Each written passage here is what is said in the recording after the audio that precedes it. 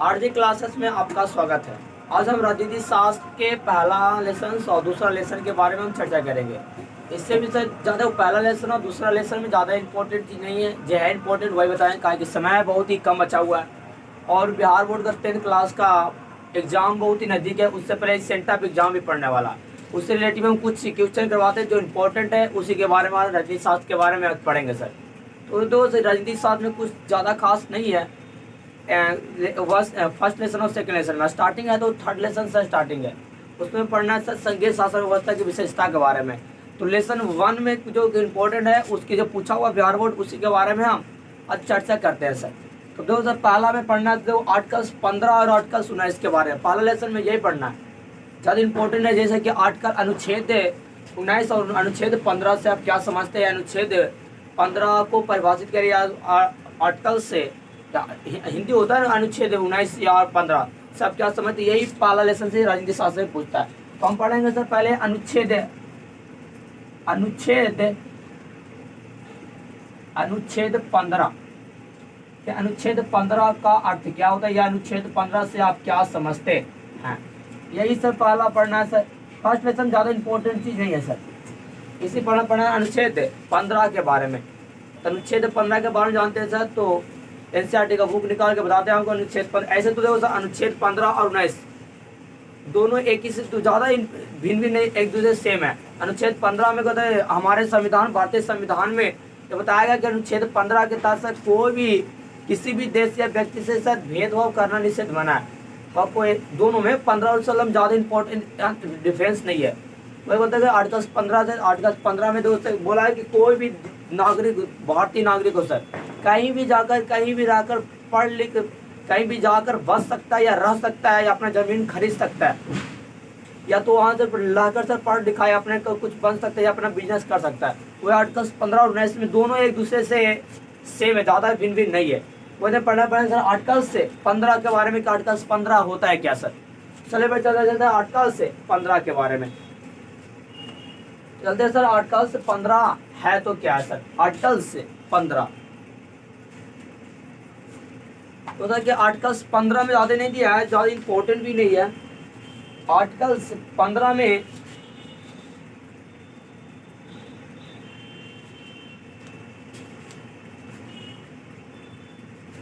यहाँ पे देखो तो आर्टिकल 15 में दिया कि हमारे संविधान अनुच्छेद 15 के तहत कोई किसी भी व्यक्ति के साथ सर, मतलब कोई व्यक्ति के साथ न तो धर्म के आधार पर, न तो जाति के आधार पर, न तो वंश के आधार पर सर उसमें भेदभाव करना मना है सर। ये हमारे भारतीय संविधान में सर भीमराव अम्बेडकर ने जब संविधान बना रहे थे सर, तो उसमें बोले थे कि कोई भी व्यक्ति के अनुसार सर, न तो उसके धर्म के आधार पर, न तो उसके जाति के आधार पर, न तो उसके वंश के आधार पर सर भेदभाव करना मना है सर।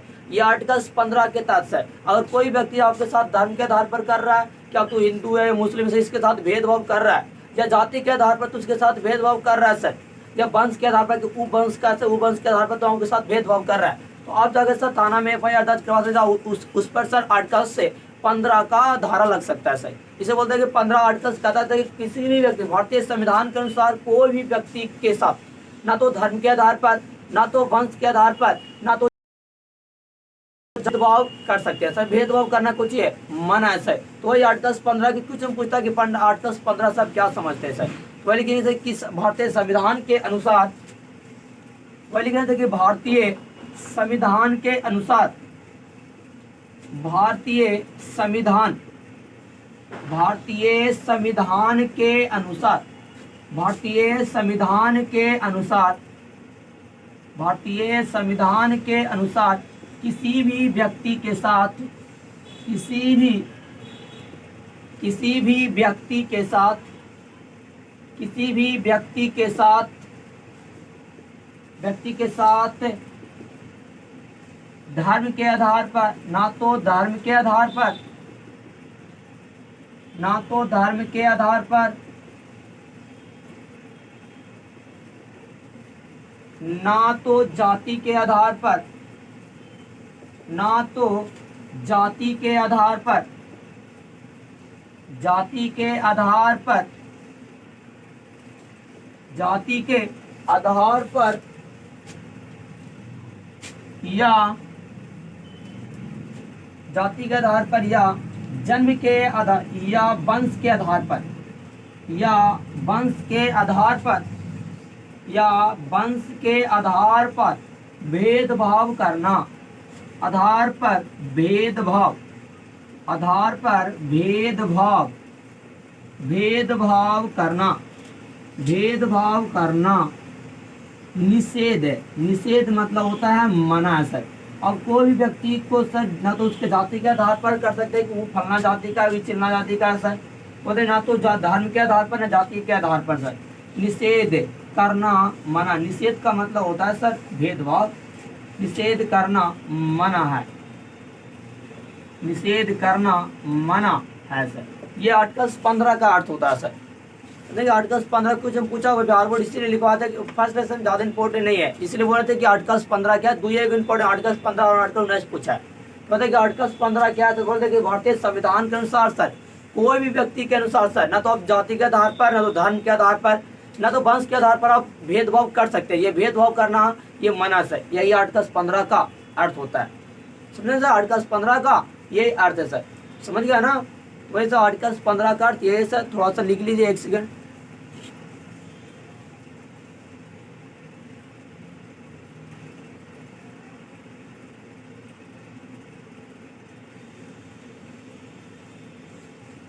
चलिए सर हम आर्टिकल 19 के बारे में सर।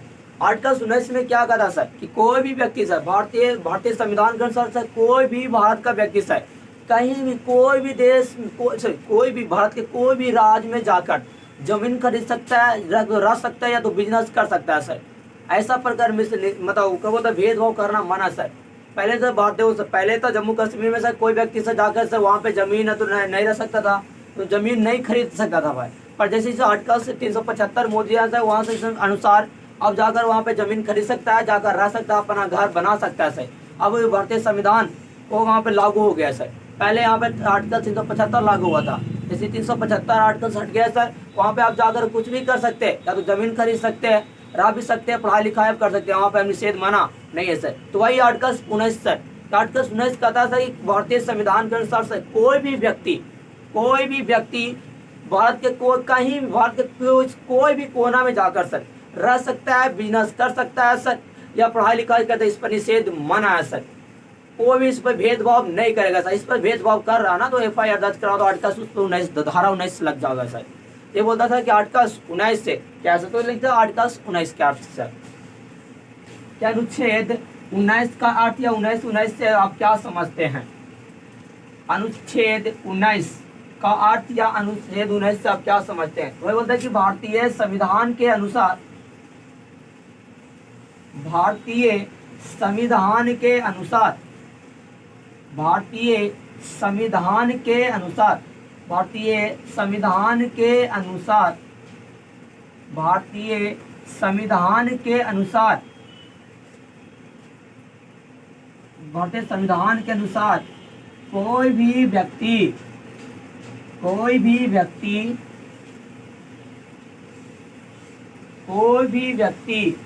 भारत के किसी भी कोना में भारतीय संविधान के अनुच्छेद 19 के तहत लिख देना। भारतीय संविधान के अनुच्छेद 19 के तहत 19 के तहत कोई भी व्यक्ति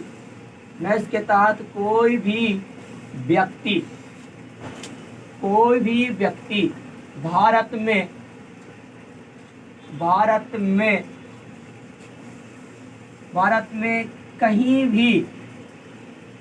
में कहीं भी जाकर बस सकता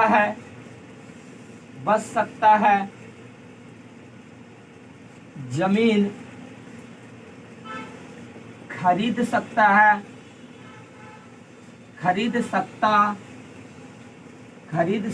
है या कहीं भी जाकर व्यवसाय मतलब होता है बिजनेस कर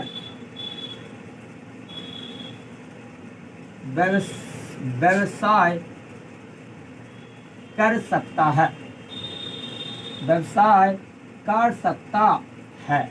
ये हमारे अनुच्छेद है। हमारे अनुच्छेद मतलब भारत सरकार ने सर हमें अनुच्छेद 19 के तहत हमें स्वतंत्रता दिया सर कि कोई भी धर्म को तू मान सकता है, या तो ऐसा कि भारतीय संविधान 19 के तहत सर कोई भी व्यक्ति सर भारत में कहीं भी जाकर बस सकता है, मतलब रह सकता है, या जमीन खरीद सकता है, या कहीं भी जाकर सर व्यवसाय कर सकता है।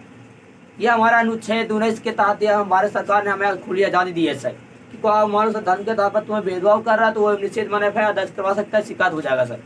अनुच्छेद 19 में यह बोलता है कोई भी व्यक्ति, भारत का कोई भी व्यक्ति सर आर्टिकल 19 के तहत सर कहीं भी जाकर कहीं भी रहकर या पढ़ाई लिखाई कर सकता है, या अपन भाषा में लिखो सर आर्टिकल भारतीय संविधान 19 के तहत सर कोई भी भारत का कोई भी व्यक्ति सर कहीं भी जाकर कहीं भी रहकर सर पढ़ाई लिखाई कर सकता है, या कहीं भी जाकर अपना बिजनेस कर सकता है, घर बना सकता है, जमीन खरीद सकता है। यह आर्टिकल से 19 का अर्थ होता है, समझा ना। तो यही हमारा आर्टिकल 19 का अर्थ है सर, समझ में आएगा ना। अपन भाषा में लिख सकता है सर, ये क्वेश्चन पूछता है इसलिए लिखवा दे सर, फर्स्ट या सेकंड ज़्यादा भी इंपॉर्टेंट नहीं है, तो लिख लो सर थोड़ा सा।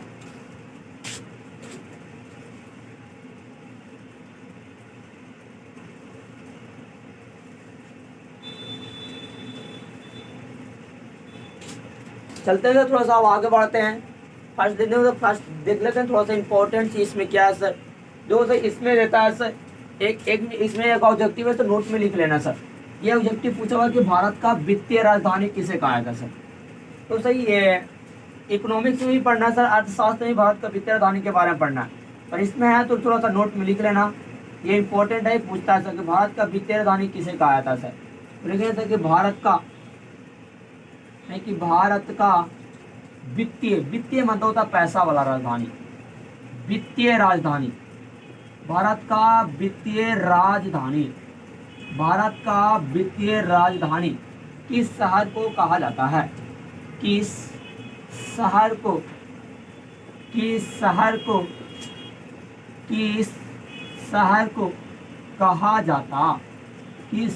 कहा जाता है। कौन सा लिख लेना हो, मुंबई। ये भूगोल में भी पढ़ना है, इकोनॉमिक्स में भी पढ़ना है सर। अब भूगोल में बताया था कि मुंबई को सर भारत का वित्तीय राजधानी कहा है, इकोनॉमिक्स में पढ़ना है, अर्थशास्त्र में था कि भारत की वित्तीय राजधानी मुंबई को कहा था सर। इसमें तो इतने जाना है सर, ये इंपॉर्टेंट है सर कि भारत का वित्तीय राजधानी मुंबई को कहा जाता है। ये जबकि बहुत पूछा है बिहार बोर्ड सर, तो ये आंसर लिख लेना चाहता हूँ, भारत का वित्तीय राजधानी मुंबई को कहा जाता है। ठीक है सर, थोड़ा सा आगे बढ़ते हैं।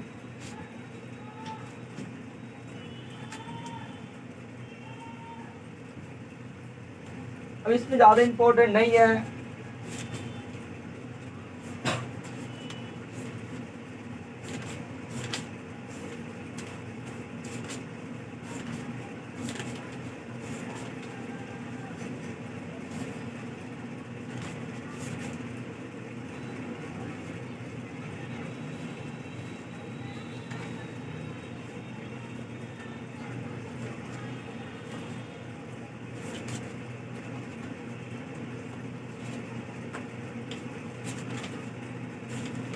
तो फर्स्ट लेसन बोले थे ना, फर्स्ट लेसन में दो ये चीज इंपॉर्टेंट है सर, मतलब आर्टिकल 19 और आर्टिकल 15 जो पूछा हुआ सर। दूसरा है सत्ता में साझेदारी की प्रणाली, तो इसमें ज़्यादा इंपॉर्टेंट नहीं है। जय है जेल पर, हाँ सेकंड में है, सेकंड में पढ़ना, यही सेकंड में ही पढ़ना सर, संघीय शासन व्यवस्था के बारे में। तो इसलिए स्टार्टिंग आते हैं यहाँ से, क्वेश्चन बहुत बार उठा रहा है सर। तो मतलब फर्स्ट लेसन ज़्यादा इंपॉर्टेंट नहीं था, जो सेकंड दुए को लिखना है सर बस, फिर ऊपर से निश्चित हो जाना है, ज़्यादा ना टेंशन से मुक्त बस। सेकंड लेसन से फर्स्ट लेसन से वो दुए को पूछता है सर, सेकंड लेसन में से पढ़ना। सेकंड लेसन बहुत इंपॉर्टेंट है सर, बहुत मस्त इसे पढ़ना सर, संघीय शासन व्यवस्था के। तुझे पूछता है कि संघीय शासन व्यवस्था से आप क्या समझते हैं सर, या संघीय शासन व्यवस्था की विशेषता को लिखे, इसमें पढ़ना है सर। तो उससे पहले हम पढ़ेंगे तो पता सर, सरकार का 3 अंग होता है सर, विधायिका, कार्यपालिका और न्यायपालिका सर। सरकार के कितने अंग, 3 अंग होते हैं सर, विधायिका, कार्यपालिका और न्यायपालिका। होते तो विधायिका, कार्यपालिका और न्यायपालिका सर। तो विधायिका होता है ना सर, ये कानून को बनाने का काम करता है, और कार्यपालिका होता है ये कानून को लागू करवाता है, और विधायिका न्यायपालिका होता है ना सर, वे कानून को फॉलो मतलब लागू करवाने का काम करता है, उस कानून को मानो। समझे कि विधायिका क्या करता है, विधायिका होता है कोई भी कानून को बनाना चाहता है सर, तो कोई भी कानून को बना दिया सर। उसके बाद कार्यपालिका होता है कानून को लागू करेगा सर। उसके बाद से होता है सर कि कार्यपालिका और न्यायपालिका होता है उस कानून को लागू करवाने का काम करता है सर। तो समझा ना। तो विधायक सरकार के कितने अंग होते हैं? तो सरकार का 3 अंग होता है सर। सरकार के 3 अंग होते हैं। सरकार के 3 अंग होते हैं। सरकार के इसमें है तो सर फर्स्ट सेकंड लेसन में से लिखवा रहा है, कहीं पूछी दो। तो सरकार के 3 अंग होते हैं सर। पहला होता है विधायिका, दूसरा होता है कार्यपालिका,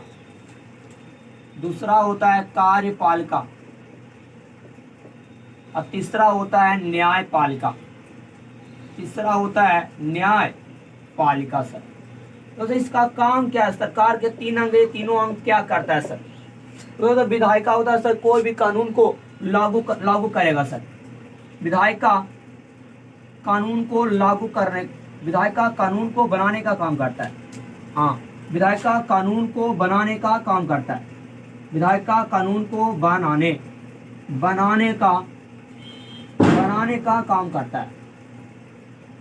का काम करता है। तो कार्यपालिका तो यह कानून को लागू करने का काम करता है। कानून को कोई भी मानस कोई भी है कि चलो बिहार में शिक्षा व्यवस्था बहुत खराब है सर, तो शिक्षा व्यवस्था के प्रति हमें कानून लागू करते हैं सर। कोई भी बिहार का विद्यार्थी सर प्राइवेट स्कूल में नहीं पढ़ेगा, तो वही कानून से कैसे कोई कानून से बोलता है कि कानून को बनाने का काम ये करता है और कानून को लागू करने का काम करता है सर। ये कहते कार्यपालिका सर कानून को लागू करने का काम करता है। लेकिन उस न्यायपालिका या कानून को लागू करवाने का काम करता है। ये फॉलो करवाता है कि इस कानून को मानो, नहीं तो तुम पे केस हो जाएगा। मतलब कानून को लागू करने का काम करता है। ये कानून को लागू करवाने का काम करता है। लागू करवाने, इस कानून को मानो सर, करवाने का काम करता है। यही सर हमारे सरकार का 3 अंग होता है सर। पहला होता है सर विधायिका, कार्यपालिका और न्यायपालिका। तो विधायिका का काम क्या होता है? कोई कानून को यह बनाता है, उसके बाद ये लागू करता है। ये लागू करवाने का काम करता है कि रिमांड छुड़वाना, तो मार देता है बेगात दबाओ। तो सरकार के कितने अंग सर? ये सरकार का 3 अंग होता है सर। समझ में आया ना? ये सरकार कितने अंग? सरकार का 3 अंग होता है। विधायिका, कार्यपालिका और न्यायपालिका सर। इसका काम समझ लिख लेना सर कि पूछा व्यक्ति सरकार के कितने अंग होते हैं। तो सरकार का 3 अंग होता है सर। विधायिका, कार्यपालिका, न्यायपालिका। कभी कोई किताब में से सबसे पहले ये देता है, जिसको लास्ट में कहता है। कोई नहीं, सरकार का 3 ही अंग होता है, विधायिका, कार्यपालिका और न्यायपालिका सर। ठीक है, तो चलो अब आगे बढ़ते हैं। इसमें मेन सेकंड लेसन में पढ़ना सर हमें संघ राज क्या है सर? संघ राज की विशेषता को बतलाएं सर। वही से अगला टॉपिक है, पढ़ते हैं सर संघ राज या संघीय शासन होता है। संघ राज बोलो या तो संघीय शासन व्यवस्था, बात एक ही है सर।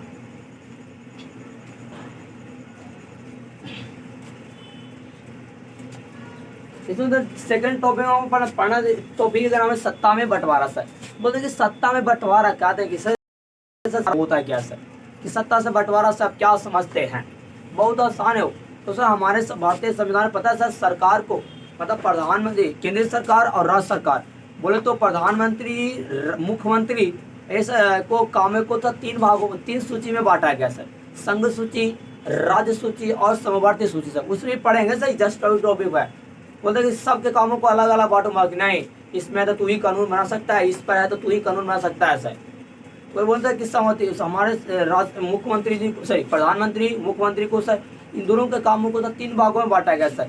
हमारे संविधान में कितने सूची में? 3 सूची में बांटा गया, संघ सूची, राज्य सूची और समवर्ती सूची। तो संघ सूची में सिर्फ कानून प्रधानमंत्री मोदी जी बनाते हैं, जैसे मैं आर्मी में पढ़ाएंगे सर। अगला टॉपिक वही है सर। उसके बाद से सर राज्य सूची में सिर्फ मुख्यमंत्री कानून बनाता है और समवर्ती सूची में दोनों कानून बनाता है सर। राज्य सरकार, सॉरी मुख्यमंत्री जी और प्रधानमंत्री दोनों कानून बनाते हैं। तो उससे हम पहले पढ़े सत्ता का बंटवारा होता है क्या सर? तो वही तो अभी आंसर बोले ना कि केंद्र यही बोलते हैं भारतीय संविधान में सर राज्य सरकार, सॉरी केंद्र सरकार तथा राज्य सरकार के कामों को बांटा गया सर। उसी को हम सत्ता का बंटवारा कहते हैं। बहुत आसान है कि भारतीय संविधान में सर केंद्र सरकार तथा राज्य सरकार के कामों को 2-3 वर्गों में बांटा गया सर। उसी को हम सत्ता का बंटवारा, सत्ता का बंटवारा, मतलब सत्ता को बांट दिया सर। किसी में आपके पास तो पापा के पास जमीन होगा सर, तो जमीन का बंटवारा करो रे। तो यहाँ पे जमीन का बंटवारा, यहाँ पे सत्ता का बंटवारा करो, कुर्सी का बंटवारा करो। बात वही सर, जैसे में जमीन का बंटवारा होता है, जमीन की बंटवारा तो जमीन का बंटवारा कहते हैं।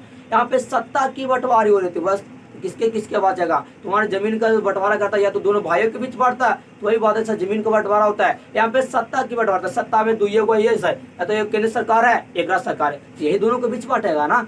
हाँ, वो होता है कि सत्ता का बंटवारा सब क्या समझते, वही होता है केंद्र सरकार तथा राज्य सरकार के बीच मतलब शासन को बांट देना ही सत्ता का बंटवारा कहलाता है। वही पढ़े सर, सत्ता का बंटवारा सब क्या समझते हैं। बहुत इंपॉर्टेंट है सर, क्वेश्चन पूछा हुआ इसे याद रखना सर। सत्ता की साझेदारी है, सत्ता का बंटवारा सब क्या समझते हैं। सत्ता की साझेदारी, सत्ता की साझेदारी या सत्ता का बंटवारा, बात एक ही है सर। सत्ता का बंटवारा, सत्ता की साझेदारी से आप क्या समझते हैं, सत्ता का बंटवारा से आप क्या समझते हैं, बात एक ही है। से आप क्या समझते हैं, से आप क्या समझते हैं। तो सत्ता की साझेदारी या सत्ता का बंटवारा से वो बोले सर, लिखेंगे सर, देखना कि जब केंद्र सरकार जब शक्तियों का बंटना, लिखना जब केंद्र सरकार राज्य सरकार के बीच, लिखना जब केंद्र सरकार मतलब मोदी जी, लिखना जब केंद्र सरकार, लिखना जब केंद्र सरकार तथा राज्य सरकार, लिखना जब केंद्र सरकार तथा राज्य सरकार के बीच, राज्य सरकार के बीच, राज्य सरकार के बीच सत्ता का बंटवारा, सत्ता का बंटवारा कर दिया जाता है। सत्ता इसे साझेदारी कहते हैं, कर दिया जाता है, उससे सत्ता की साझेदारी कहते हैं सर। सत्ता की साझेदारी, सत्ता की साझेदारी, सत्ता की साझेदारी, उसे सत्ता की साझेदारी के नाम से जाना जाता है। उसे सत्ता की साझेदारी के नाम से जाना जाता है या कहा जाता है, बात एक ही सर, नाम से जाना जाता है सर, नाम से जाना जाता है। समझे ना कि सत्ता की साझेदारी सब क्या समझते हैं सर। मोदी जी और मुख्यमंत्री नीतीश कुमार जी के बीच सत्ता को बांट दिया, उसे सत्ता का बंटवारा दे या सत्ता की साझेदारी कहते हैं सर। समझा ना, ऐसा क्यों होता है पता है सर, बताओ। अगर मान लो सर सत्ता का बंटवारा नहीं होता, हमें बिहार में वहाँ नालंदा जिला में काम है सर कि यहाँ पे नालंदा की इस पंचायत में सर यहाँ पे घर बनाते, कहा मोदी जी वहाँ से उठ के आते नहीं ना। इसे सर देखो सर कि जरूरतमंदों की मदद करने के लिए यहाँ शक्तियों को बंटवारा बांट दिया जाता है सर, उसी को हम सत्ता का बंटवारा, कि जरूरतमंद चीज़ों को जरूरत मिल सके सर, इसलिए ऐसा किया जाता है। वो था कि हमारे संविधान में सर बांटा, आगे पढ़े थे, हमारे संविधान में सर केंद्र सरकार तथा राज्य सरकार के शक्तियों को ना 3 सूची में बांटा गया। तो सत्ता की साझेदारी समझ गए ना कि जब केंद्र सरकार तथा राज्य सरकार के बीच, जब केंद्र सरकार तथा राज्य सरकार के शक्तियों को मतलब जब केंद्र सरकार तथा राज्य सरकार के बीच शक्तियों को बंटवारा कर दिया जाता है, ये लिख रहे शक्तियों का बंटवारा कर दिया जाता है, के बीच शक्तियों का बंटवारा, शक्तियों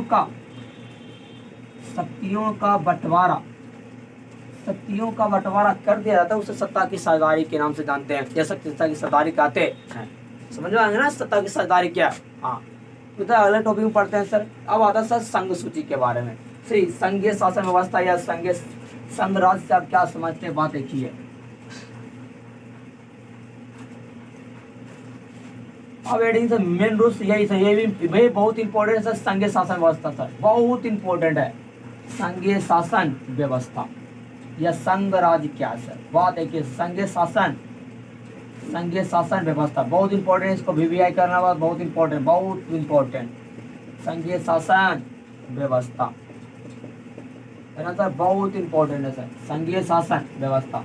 तो सर बहुत अच्छी है, बहुत परिभाषा भी आसान है सर। संघीय शासन व्यवस्था से आप क्या समझते हो। संघीय शासन व्यवस्था तो सर वैसा शासन व्यवस्था जिसमें 2 स्तर की सरकारें होती है। कितने स्तर की, 2 स्तर की। एक केंद्र सरकार, एक राज्य सरकार।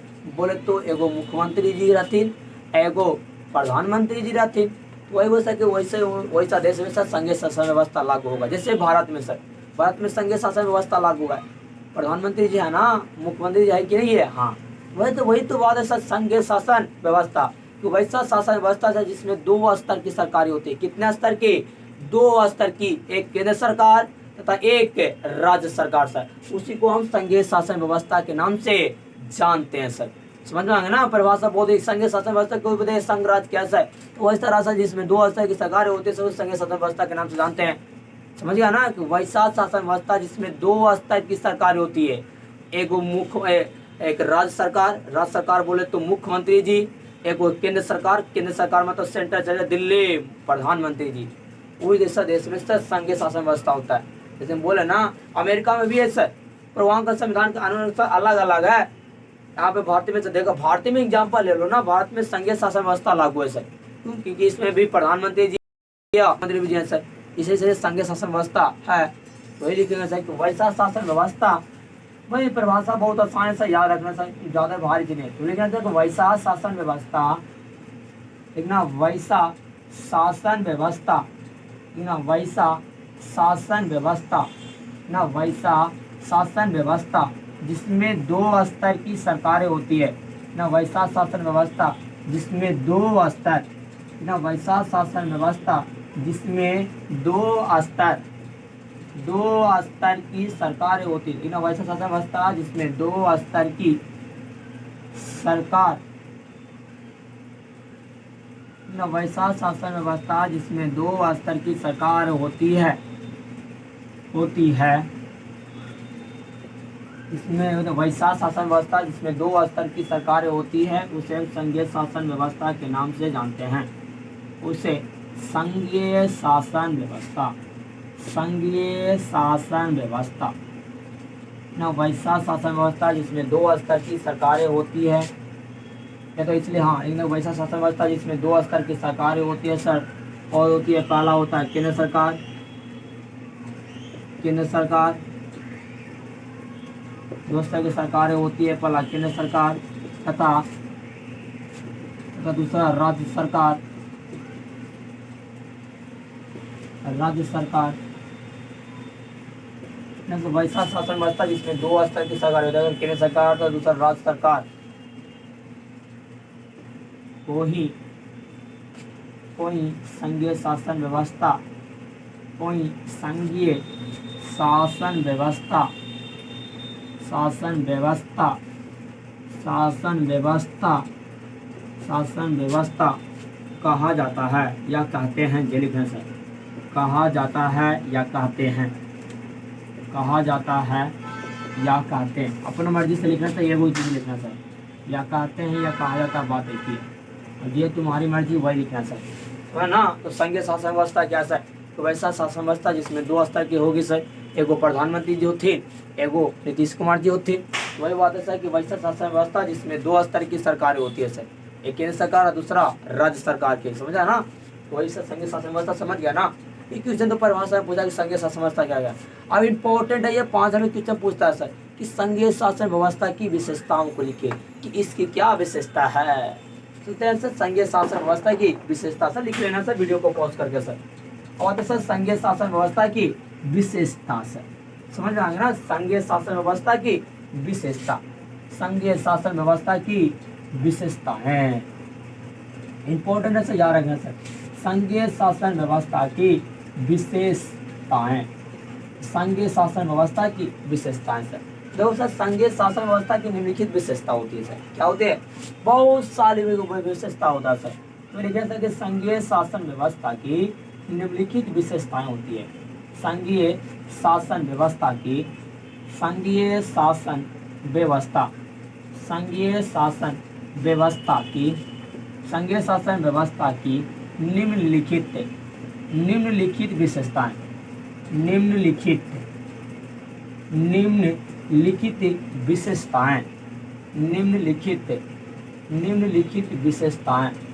निम्नलिखित विशेषताएं होती है। इंपॉर्टेंट ऐसा याद रखना सर, बहुत आसान है, ज़्यादा भारी नहीं है। जैसे जो बहुत आसान भाषा में पढ़ा रहे हैं सर, बहुत आसान होते हैं, याद रखना सर। तो संघीय शासन व्यवस्था की निम्नलिखित विशेषताएं होती है सर। तो सर भारत में संघीय शासन इसकी क्या खासियत है? देखो सर, इसमें खासियत यह है कि इसमें 2 स्तर की सरकारें होती है ना। तो सर इसमें से देखो पता है सर, संघीय शासन व्यवस्था में एक स्वतंत्र न्यायपालिका होता है सर। स्वतंत्र न्यायपालिका का मतलब बोले तो सर सुप्रीम कोर्ट है ना। ये संघीय शासन व्यवस्था की विशेषता सर। मान लो तो तू केस में करने गया सर, जिला कोर्ट में तुम्हारा शिकायत नहीं सुना, तू गया सर वहाँ स्टेट कोर्ट में sir, high court Patna high court में तुम्हारा शिकायत नहीं सुना सर। तो चला एक और होती है सर, हालात में चला कि सुप्रीम कोर्ट तुम्हारा सुनेगा सर।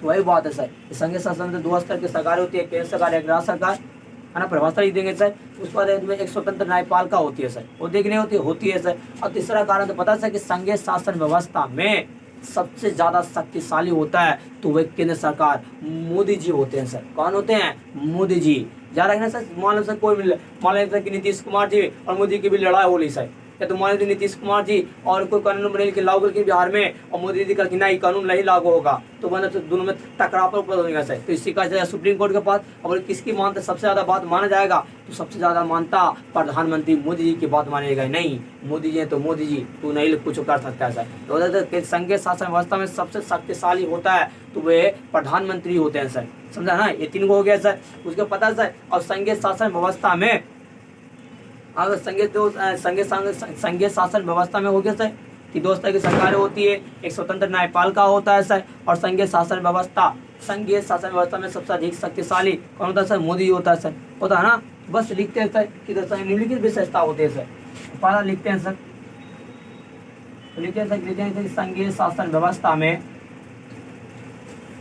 संघीय शासन व्यवस्था में बहुत आसान है सर, ज़्यादा भारी नहीं है। तो 2 नंबर का तो लिख देगा सर। संघीय शासन व्यवस्था में 2 स्तर की सरकारें होती है। 2 स्तर की सरकारें होती है। 2 स्तर की सरकारें होती है। पहला लिख देना सर केंद्र सरकार, फिर ऊपर भाषा में लिखवा था ना केंद्र सरकार, और दूसरा लिख देना राज्य सरकार। सही बात है ना। हाँ वही तो जानता है वो। एक होता है स्टेट सेंट्रल गवर्नमेंट, एक होता है सर स्टेट गवर्नमेंट। दूसरा लिखना सर कि संघीय शासन व्यवस्था में सर संघीय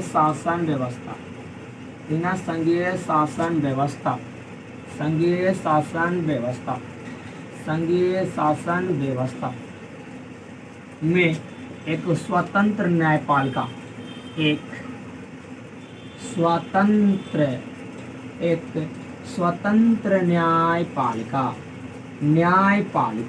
स्वतंत्र न्यायपालिका, इसको शॉर्ट में लिख देना सर SC, बोले तो सुप्रीम कोर्ट। स्वतंत्र न्यायपालिका होती है ना दिल्ली में। हाँ तीसरा लिखना सर संघीय शासन व्यवस्था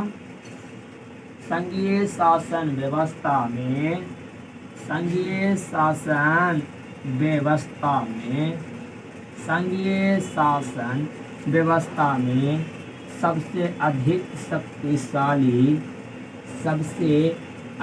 शक्तिशाली कौन होती हो? सबसे अधिक शक्तिशाली केंद्र सरकार होता है। केंद्र सरकार होता है। समझ गया ना। ये तो 3 वर्ष आप लिखा रहे हैं सर। किस तरह संघीय शासन व्यवस्था में सर निम्नलिखित विशेषता में सर संघीय शासन व्यवस्था में सर 2 स्तर की सरकार होती है, एक केंद्र सरकार, दूसरा राज्य सरकार। उसके बाद संघीय शासन व्यवस्था में स्वतंत्र न्यायपालिका होता है जिसको सुप्रीम कोर्ट भी कहते हैं सर। तो संघीय शासन व्यवस्था में सर सबसे अधिक शक्तिशाली कौन होगा? मोदी जी, मतलब केंद्र सरकार होगा कि नहीं। हाँ वैसे संघीय शासन व्यवस्था लिख रहे हैं सर। वीडियो को पोस्ट करने सर आगे बढ़ते हैं सर। इसमें बहुत सारे विशेषता है सर।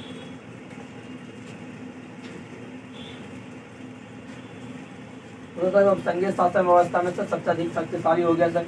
और लिख लेना सर कि संघीय जाते हैं, हाँ लिखना सर। और एक और लिख लेना सर कि चौथा, 4 को लिख लेना बोल दे कि संघीय शासन व्यवस्था, संघीय शासन व्यवस्था देखना सर, समझ आगे लिख लो पहले। संघीय शासन व्यवस्था, संघीय शासन व्यवस्था में अलग अलग स्तर की सरकारें न संघीय शासन व्यवस्था में अलग अलग स्तर की सरकारें, अलग अलग स्तर की सरकारें, अलग अलग स्तर की सरकारें एक ही नागरिक समूह पर शासन करती है। एक ही नागरिक समूह पर शासन करती है। दोस्तों समझाते बहुत तुरंत समझ जाएगा सर। समूह पर शासन, समूह पर शासन, समूह पर शासन करता है, यह करती ही ये मौजूद है। तो सब बोले कि संघीय शासन व्यवस्था में से अलग अलग स्तर की सरकारें एक ही नागरिक समूह पर शासन करती है। उसमें से अलग अलग स्तर की सरकारें, जैसे मान लो सर बिहार सरकार के नागरिक समूह, मान लो बिहार के पूरा नागरिक पर पहला तो नीतीश कुमार जी शासन कर रहे हैं कि नहीं कर रहे हैं, ये अलग सरकार हुआ सर। उसको तो क्या बिहार के पूरा नागरिक पर मोदी जी की शासन ना क्या है, हकी ना कि हाँ, तो सर अलग अलग स्तर की सरकारें एक ही नागरिक पर ना, बिहार के नागरिकों पर मोदी जी कर रहा कि अलग अलग स्तर की सरकार है कि नहीं है। हाँ तो वही तो बात है सर, संघीय शासन व्यवस्था में अलग अलग स्तर की सरकारें एक ही नागरिक समूह पर शासन करती है। जैसे मान लो पूरा बिहार का नागरिक है तो इस पर तो पूरा तो नीतीश कुमार जी का अधिकार है। उसका उसका पूरा बिहार के नागरिक पर कुछ बोलता है प्रधानमंत्री नरेंद्र मोदी का अधिकार नहीं है, तो है ना। दो अलग अलग, एक स्टेट लेवल का सरकार है, एक सेंट्रल लेवल का सरकार है सर। तो अलग अलग स्तर की सरकार है ना, पर एक नागरिक तो बिहार के नागरिक पर शासन कर रहा है कि नहीं कर रहा है ना। तो बस वो संघीय शासन व्यवस्था की विशेषता होती है सर, कि संघीय शासन व्यवस्था में अलग अलग स्तर की सरकारें एक ही नागरिक समूह पर शासन करती है ना। हाँ वही होता है कि अलग अलग स्तर की सरकारें एक ही नागरिक पर समूह पर शासन करती है। कोई दिक्कत नहीं सर, थोड़ा सा लिख लो सर। बहुत धन्यवाद। हाँ सर, अब अगला नेक्स्ट वीडियो में पढ़ेंगे सर इसकी संघीय शासन व्यवस्था की विशेषता हो कैसे गठन किया जाता है सर। ये नहीं आता है पर यह आता है सर, संघीय शासन व्यवस्था किसे कहता है, पर संघीय शासन व्यवस्था की विशेषता बतलाएं, ये आता है। संघीय शासन व्यवस्था का गठन कैसे होता है ये नहीं आता सर, बेफिक्र हो जाए, जब बोलते हैं वही सर विवाह करके रटना सर, बहुत इंपॉर्टेंट है सर। धन्यवाद सर। और जो मैं आरजे कोचिंग क्लास चैनल को सब्सक्राइब करते रहे, शेयर करते रहेगा सर, और धन्यवाद सर।